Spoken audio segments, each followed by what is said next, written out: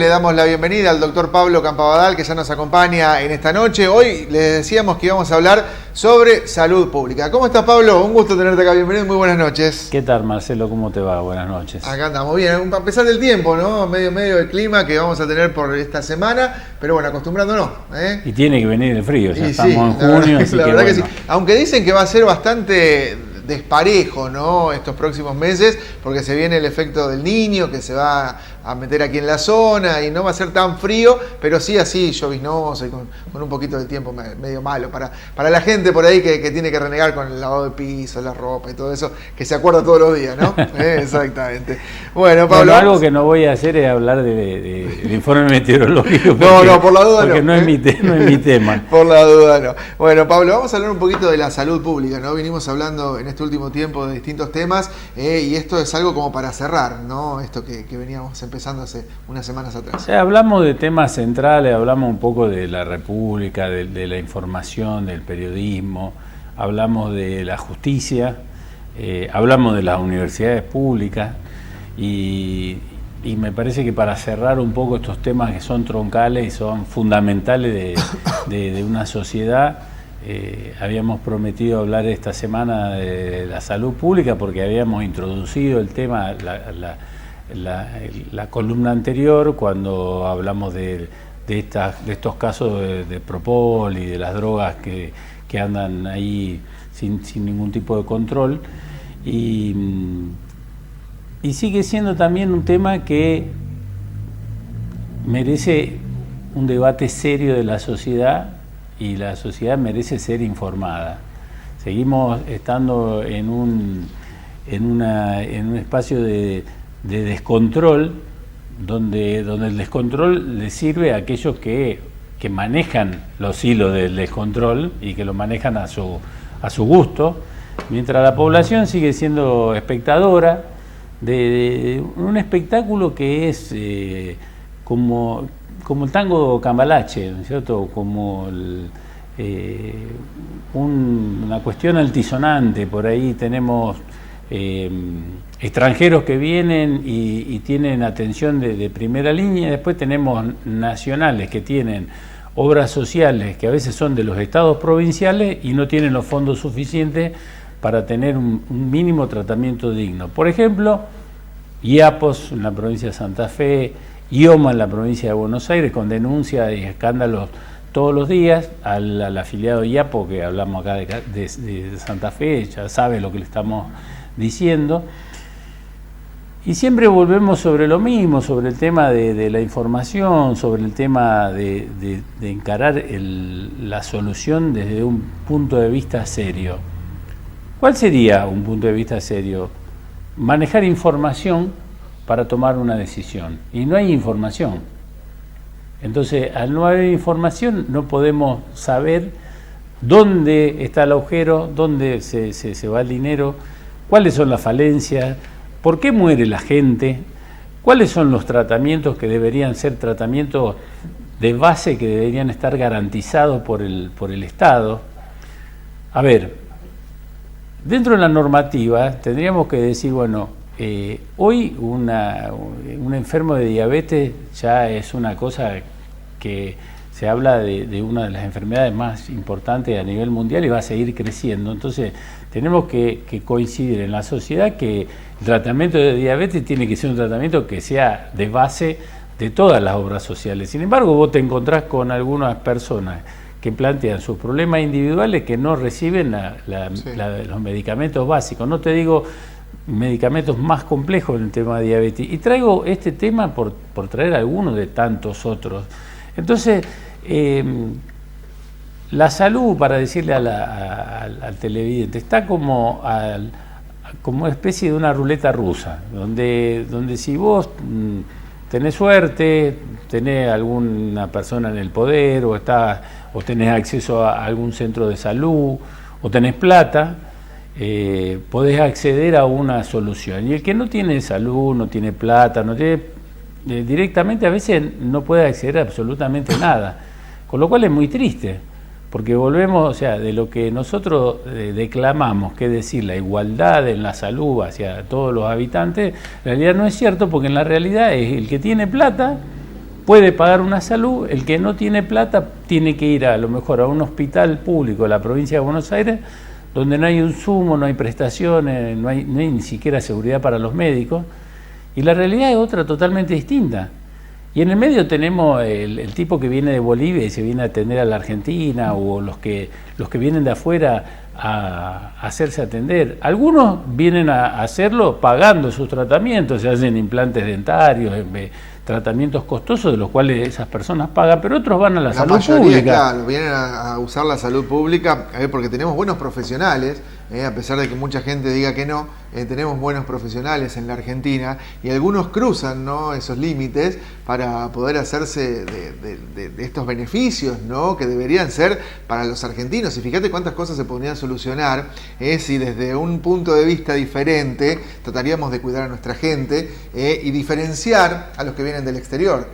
Los otros lo hacen, ¿por qué no hacerlo nosotros, no? Y además en una visión que es integradora, porque si queremos abrir nuestra salud, la podemos integrar, podemos recibir al extranjero y cobrarle una tarifa que sea razonable, pero no regalar, porque entramos en el Estado que todo lo regala y ya dejó de ser ese Estado. Yo estaba pensando, el domingo pasado hice un audio con la voz de mi papá, que hablaba del barrio La Toscana y hablaba de la estación de trenes, y una amiga me comentaba, decía, fíjate vos cómo te subías al tren y podías llegar a Buenos Aires, porque cuando yo era pibe, yo viajaba en tren a Rosario, no viajaba en colectivo. Y el tren era el medio de transporte a Rosario y de Rosario a Buenos Aires. Y creo que llegaba más rápido que ahora, ¿no? Por supuesto. Fíjate el nivel de cinismo que hay, que después vienen y te promocionan con que tenemos trenes, con esto, con el otro, y hoy por hoy demoran mucho más tiempo que hace tantos años atrás, ¿no? ¿Sabes cuánto demora un tren de Rosario a Córdoba? Una locura. Creo que 16 horas. Sí, es una locura, es una tomada de pelo hacia la gente, y ¿no? mi papá, que trabajaba para el aserradero Gentili, viajaba al norte y se iba a Tucumán y se tomaba la Estrella del Norte. Me acuerdo de haber ido a la estación Rosario Central a llevarlo él a las 10 de la noche, porque salía a las 10 de la noche y a las 8 de la mañana estaba en Tucumán. Y hoy el tren se ha destruido de la misma forma que se destruyó la salud pública. Entonces, lo que nosotros necesitamos es un debate serio, porque fíjate vos que pasa el tren por acá, y hoy Nuevo Central Argentino es de los mismos, los dueños de General Dehesa, que eran los senadores Urquía en su momento, que recibieron el regalo del gobierno en su momento de toda la concesión. Entonces, es decir, yo cuando por ahí aparece que quieren reflotar el tren de Casilda a Rosario, que ya son utopías, porque se fue todo hacia atrás. Pero la sociedad no decidió, lo decidieron los políticos de turno, que resolvieron pasar todo del ferrocarril al transporte automotor, y bueno, y ahora agravado. Y a los sindicatos que pusieron también gran parte de su cuota para que eso pase, ¿no? Seguro.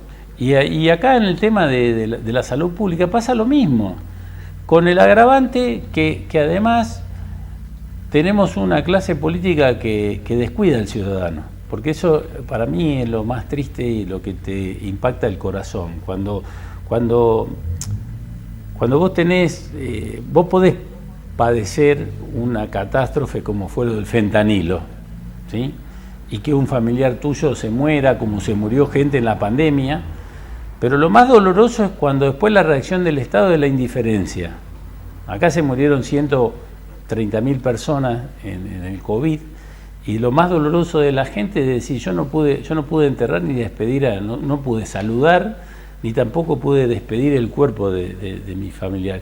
Y acá, en lo del fentanilo, fíjate que murieron más de 100 personas, y todavía la causa sigue abierta, y siguen, se recuperaron 2/3 partes de la partida que estaba contaminada, pero hay una tercera parte que anda dando vuelta. Y por ejemplo, en este enfermero que murió de sobredosis, que estaban con el tema de las anestesias, encontraron 2 ampollas del laboratorio Pharma, no eran de las partidas, y ahí empezás a averiguar qué pasó con las partidas, y hay una tercera parte que no se encontró.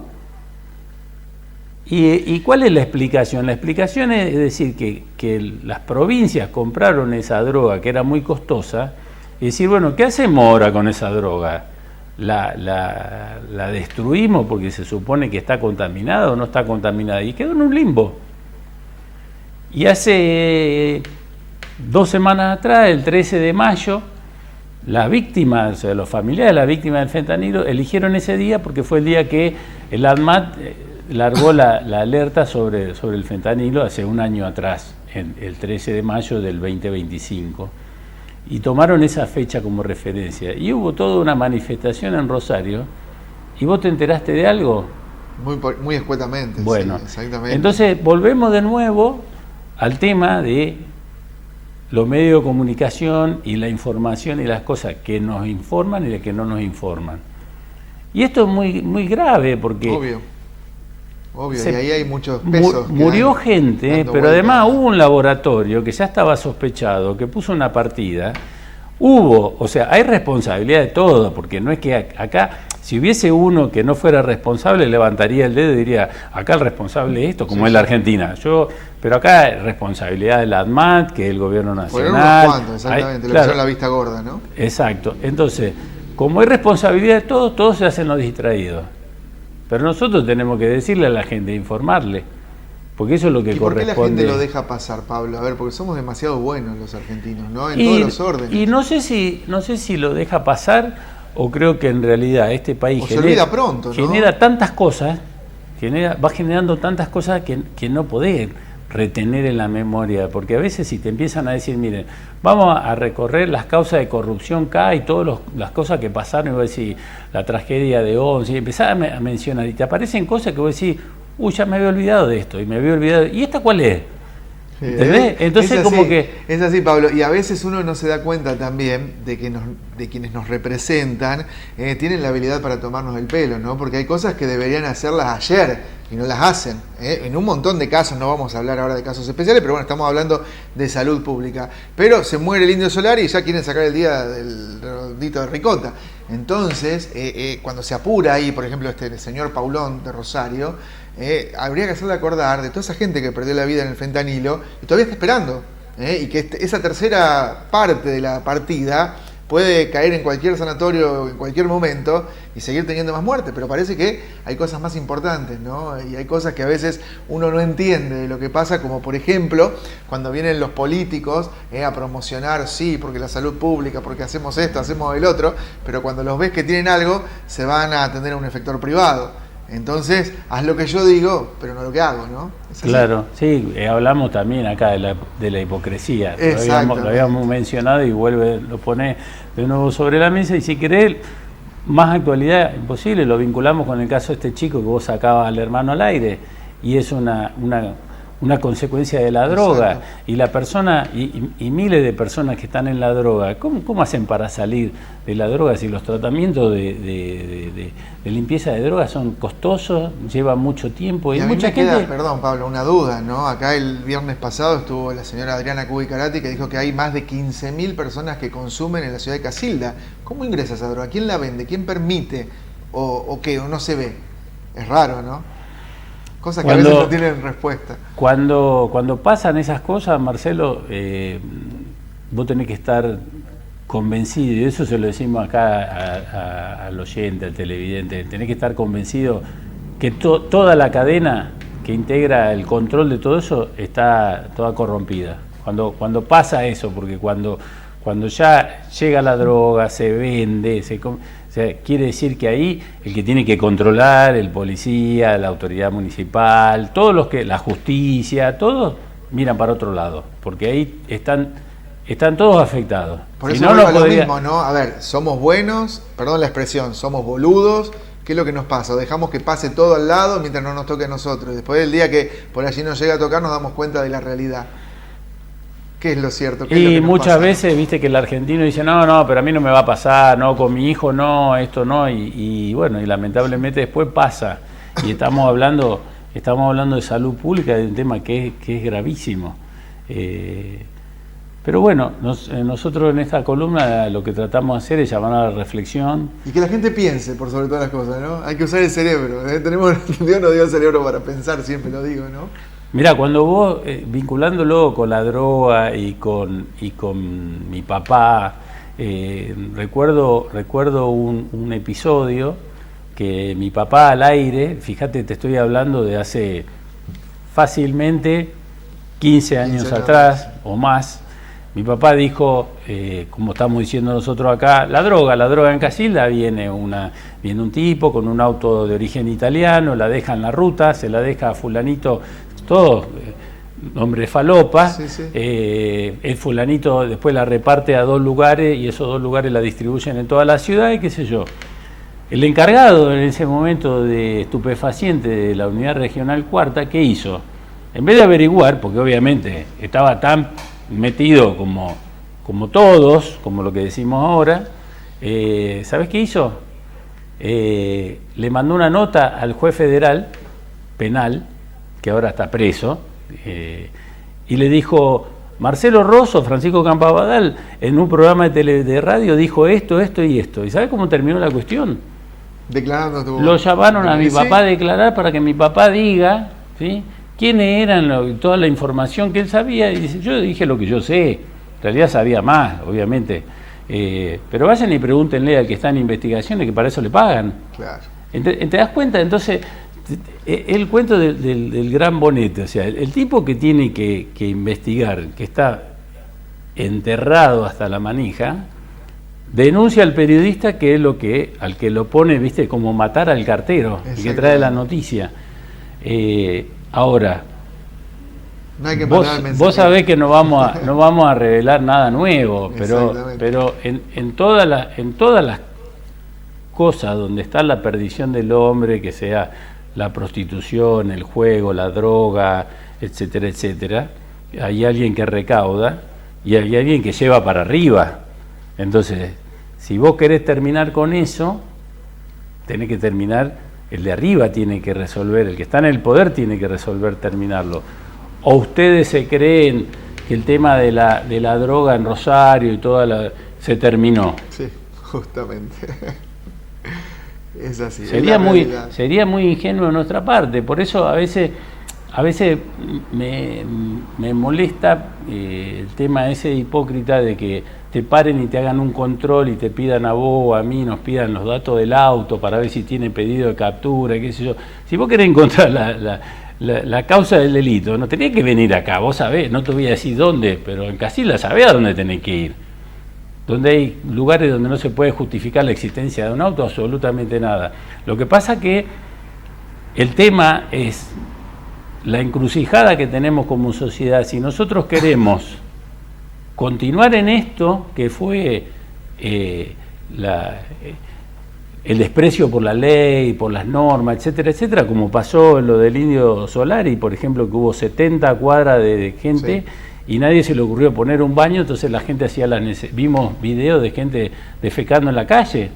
Entonces, esa es la sociedad que queremos. Creo que mucha gente dice, no, yo ya no quiero esto, yo quiero un poco de orden, porque parece que el orden fuera volver a los militares, ¿viste? Entonces, no, la gente quiere volver a ser una sociedad normal. Decirle a esa mujer que estaba defecando en la calle que lo haga en Suiza, en Bélgica, sí, en Estados Unidos o en Brasil, ¿dónde termina? Entonces, decir, me parece que lo que queremos, lo que mucho de la sociedad quiere es cambiar el rumbo, y ese cambio de rumbo pasa por comprender que todos esos pilares, decir, bueno, si yo tengo una salud pública, ¿por qué tengo que pagar una prepaga costosísima? Si tengo la prepaga y me tengo que operar, ¿por qué la prepaga no me lo da? ¿Por qué tengo que buscar un abogado para meter un amparo? Si yo pago me cobran impuestos altísimos para darme seguridad, ¿por qué tengo que irme a vivir a un barrio cerrado y poner seguridad privada? ¿Por qué tengo que poner cámaras? Entonces decir, bueno, tenemos que cuestionarnos, decir, bueno, entonces no paguemos más nada, porque estamos pagando por algo que no se cumple y además necesitamos pagar por lo mismo en forma privada. Si yo pago por educación, por una educación pública, ¿Por qué tengo que mandar a mi hijo a una escuela privada y pagarle una cuota además privada? Entonces eso es lo que nos tenemos que cuestionar, Marcelo. Si nosotros como sociedad queremos continuar con esto que tenemos hace 70 años, que nos llevó a esta debacle como sociedad, o queremos decir, no, nos equivocamos, nos desviamos del rumbo. Queremos una vida normal. Creo que lo resumiste fácil. Con esa palabra lo dice todo. Normal. Sí, algo seguro. Normal, fíjate vos que lo que yo te estoy hablando es el ferrocarril hace 40, 50 años atrás, y fíjate lo que tenemos hoy de ferrocarril. Y el que arruinó el ferrocarril está muerto, se llama Carlos Menem, que dijo ramal que para, ramal que cierra, y cerró todos los ramales. Y los cerró en zonas fundamentales. Entonces, decir, ¿en 70 años fuimos para adelante o fuimos para atrás? Te dejo la pregunta. Y tenemos la respuesta a flor de piel, ¿no? Fuimos para atrás.